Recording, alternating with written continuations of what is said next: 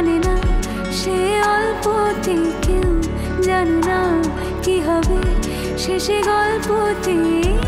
পৃথিবীর যত রং সব দেখবো ছুঁয়ে,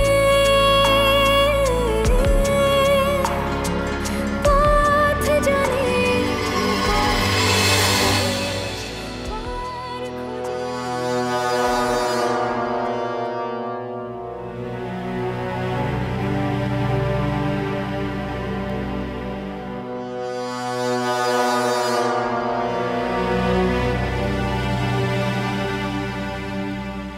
ছোট ম্যাডাম ডাকাডাকি করছো? আমার জয় আসছে, এয়ারপোর্ট থেকে নেমে আমার কাছে আসছে, রওনা দিয়ে দিয়েছে। কি রে রিতম, কই তুই? হ্যাঁ রে, তোর কাকুমণি কোথায়? ডাক তোর কাকুমণিকে। তোর কাকুমণি তো বলেছিল আমার কাছে নাকি আসবে না, এয়ারপোর্ট থেকে রওনা দিয়ে দিয়েছে। কতগুলো বছর পর ছেলেটাকে দেখবো, বিদেশে গিয়ে সেও কি আমাকে কম মিস করেছে বলো? বলছি ও মেজো বৌমা, জয়ের থালা বাটিগুলো সব বার করে রেখেছো তো? ওর গলা শুনে মনে হলো ওর খুব খিদে পেয়েছে। হ্যাঁ মা, আমি সব রেডি করে রেখেছি। আসো, খাওয়া দাওয়া করুক, তারপর ঠান্ডা মাথায় সব বলবো। কি কথা বলবে শুক্লা? বলবো, আপত্তি না থাকলে অনিশাকে বিয়ে করে নিক।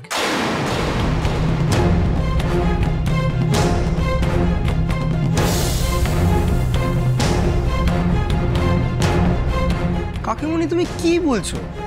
ভাই অনিশাকে বিয়ে করবে? হ্যাঁ করবে, এতে অবাক হওয়ার কি আছে? এতগুলো বছর ধরে নিজের স্বামীর সাথে শ্বশুরবাড়ির সাথে কোনো সম্পর্ক রেখেছো এই মেয়ে?